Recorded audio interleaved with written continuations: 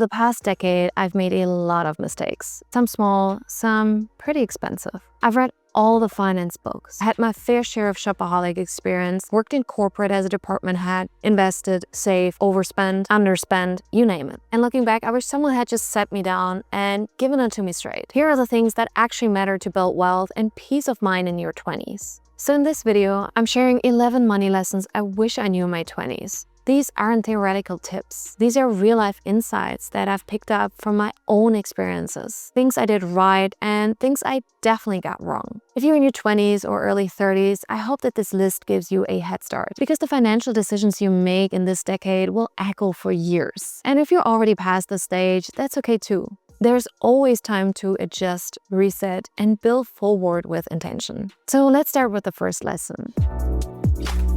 When I landed my first real job, I remember thinking, this is it, I've made it. I wasn't making a fortune, but compared to what I made before, it was definitely a windfall. So what did I do? I swapped out my perfectly functional phone for the newest model. I started buying designer pieces I didn't really need. I even started ordering takeout like it was a daily ritual. At the time, I told myself I deserved it. I work all the time, so this is my reward, right? But months went by and something didn't add up. My paycheck had grown, but my bank account hadn't. I was living better, at least on paper, but I didn't feel wealthier. That was the wake-up call. I had fallen into a trap that most of us never see coming: lifestyle climbing. It's not dramatic, it's not reckless, it's just automatic. Every time your income goes up, your lifestyle quietly rises with it. Until one day you look around and realize you're still living paycheck to paycheck, just in a nice outfit. The truth is, wealth isn't about how much you earn. It's about what you keep. There's a gap between your income and your spending,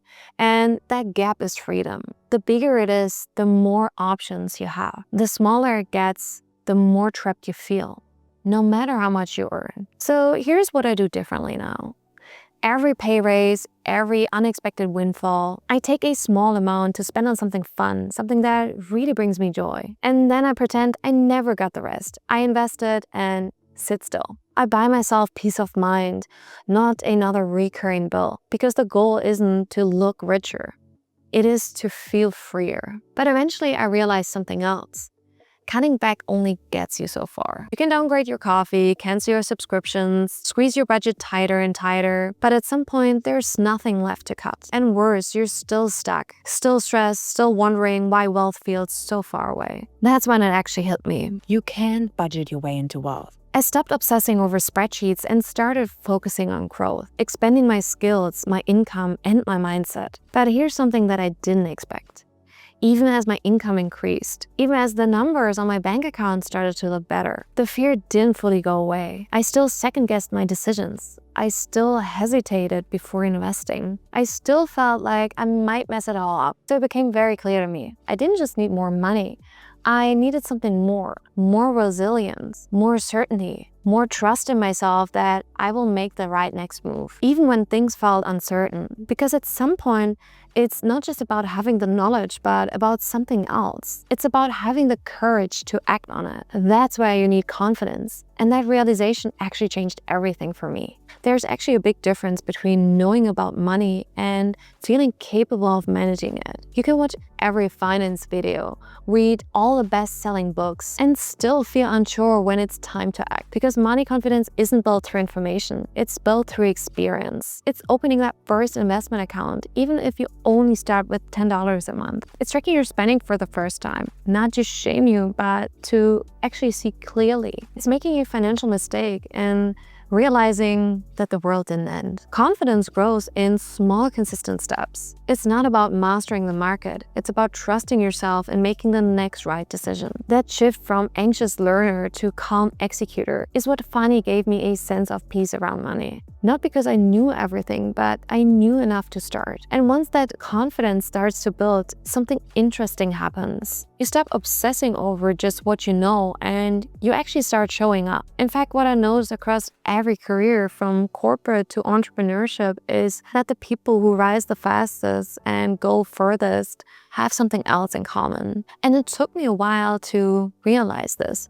But the best paid people in every industry, they're not always the smartest. They're not always the most qualified. They're just really, really good in communicating their value. I remember working with someone who on paper wasn't the strongest in the team. Their technical skills were average and their resume was fine. But when they spoke in meetings, people listened. They could explain complex ideas simply. They could negotiate, persuade, and connect with anyone from interns to executives. And guess what? They were the ones getting promoted, the one getting offers, the one being remembered. Because soft skills like emotional intelligence, storytelling, confidence, clarity, they multiply the impact of everything else that you bring to the table. You could be a brilliant designer, coder, or analyst, but if you can't express your ideas, manage conflict, or build trust, your growth hits a ceiling. So instead of focusing only on hard skills, I started investing time in things like psychology, feedback conversations, and even active listening. And over time, those skills created more opportunities than any certificate ever could. And that brings me to something most people never talk about, but it affects every financial decision we make. One of the most surprising things that I learned about money is that most of financial mistakes don't come from poor math. They come from fear. Fear of missing out, fear of not being good enough, fear of looking broke or looking too frugal. I used to think that emotional spending only applied to big purchases like luxury items or impulse buys. But sometimes it's much more subtle. It's avoiding your bank account because you're scared to see the truth. It's staying stuck in the same habits because deep down, you believe that you're just not good with money. It's hoarding cash out of scarcity or overspending because of control. The truth is, no amount of spreadsheets or finance books will help you if you don't understand your own patterns. That's why building wealth isn't just about numbers.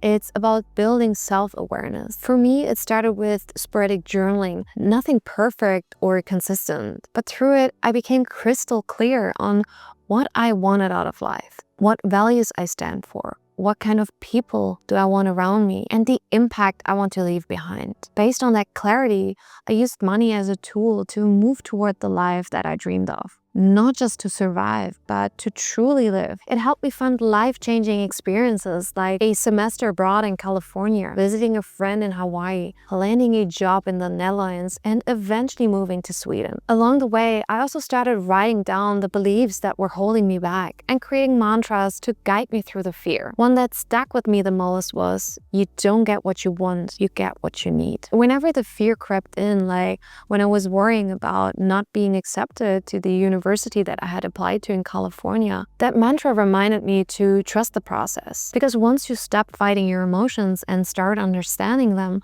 money becomes less stressful. You stop trying to fix your financial life and start leading it. And ironically, the turning point often comes at a moment that feels the most uncomfortable, financially and emotionally. Because some of the most important investments in my life didn't feel smart when I made them. They felt scary, unjustifiable, like I was spending money that I should be saving. And the first one that comes to mind, a course that I signed up for in my early 20s. It was nearly half my monthly paycheck, but that course taught me so much more than just content. It taught me to commit, to show up, to take myself seriously. And that experience made it easier to later invest in better tools, mentors, and habits that supported both my earning potential and peace of mind. I've realized the things that hurt your wallet up front often help your future the most. And that doesn't mean throwing around money carelessly. It means learning the difference between spending for comfort and spending for growth. There's a kind of clarity that comes from putting real money behind your intentions. Frugality definitely has its place, but strategic spending will take you further. Because sometimes the most powerful financial move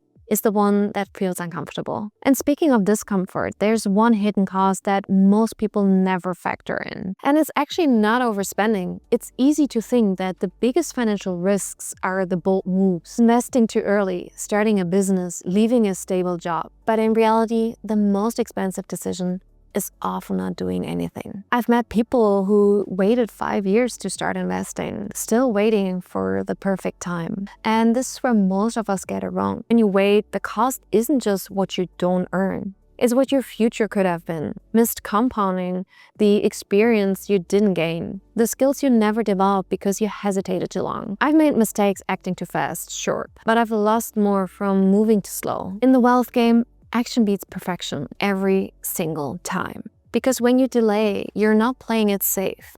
You're quietly racking up invisible losses. And one of the biggest reasons why we delay action, we care too much about how it looks. This is where things start to shift. Some of the wealthiest people I've ever met don't look like it. No designer logos, no shiny new cars, no posts flaunting luxury vacations. Just quiet confidence and a bank account that could quietly retire everyone in your friend group. I've also known people who look rich on the surface, always upgrading, always flaunting, but are drowning in debt behind the scenes. And that's when I realized true wealth isn't visible. Because real wealth isn't built to impress, it's built to last. Net worth beats Netflix, assets beat accessories, and peace of mind beats keeping up. But this isn't just about judgment, it's about identity. If your self-worth is tied to what you wear, what you drive, or what you post, then your financial life will always be a performance. The key is learning to detach your identity from your spending. You're not your shoes, you're not your watch, and you're definitely not your Instagram highlights. Because the people who matter aren't impressed by appearances. They're inspired by how much you care, how much you give back, and by your virtuous actions. But even if you build all the right money habits, there's one factor that quietly can make or break your financial future. We like to think of money as logical, rational, just numbers on a spreadsheet. But in reality, money is relational. Every financial decision you make, directly or indirectly, is shaped by the people around you. Your roommate who always wants to split dinner 50-50, even when you just ordered soup. The mentor who pushed you to ask for that raise and told you not to feel guilty for it. The partner who either supports your long-term goals or silently sabotages them out of fear or insecurity. These aren't just anecdotes, they're leverage points. Surround yourself with spenders and you will normalize impulse purchases and lifestyle climbing. Spend time with builders, people who think long-term, who invest in themselves and their future, and you will start doing the same. Money doesn't exist in a vacuum. It flows through your relationships, your conversations, your conflicts, and your habits. So it's not just about budgeting and investing. It's also about curating your circle. Ask yourself, who makes me safe to feel ambitious? Who challenges me without competing? Who drains me emotionally, mentally, and financially? You don't need to cut everyone off, but you do need to be intentional. Your financial life is too important to outsource to peer pressure, fear of missing out, or codependence. Choose people who expand your vision, not just expenses. Let me tell you something that completely changed the way how I think about money.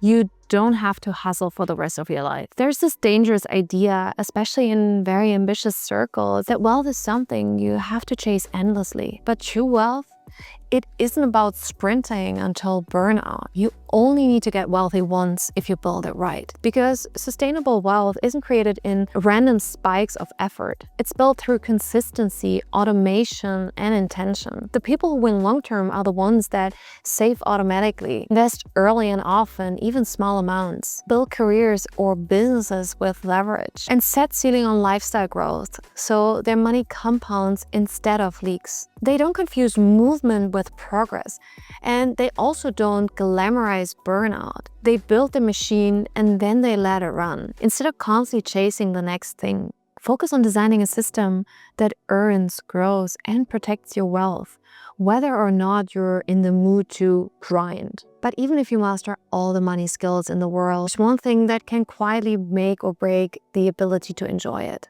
In my early 20s, I didn't think much about health. I was living on late nights, takeout meals, and telling myself I'll fix it later. And honestly, it kind of worked until it didn't. I realized that making money is one thing, but having the energy, the strength, the mental clarity to enjoy it, that's a whole different ballgame. Health is the foundation that supports everything else. Your career, your dreams, your relationships, your adventures. It's not just about living longer either. It's about being able to hike up a mountain and take in a breathtaking view. It's about traveling the world with your kids or grandkids, not sitting on the sidelines. It's about waking up with the energy to chase the goals you've been working so hard for. And just like money, health needs investment. That means prioritizing sleep. That means prioritizing your body, even if it's just a walk. That means spending money on good food, gym memberships, therapy, anything that protects your greatest asset, you. Because the truth is, you can build all the wealth you want, But without health, it's like having the world's nicest car with no fuel. Your health, your habit, and your mindset are just as important as your bank balance. If you're ready to stop accidentally spending on things that drain both your wealth and your well-being, watch this video up here. And if you found this video helpful, it would mean the world to me if you give this video a thumbs up, hit the notification bell as well as the subscribe button, and join the community as it grows. So see you next time. Bye.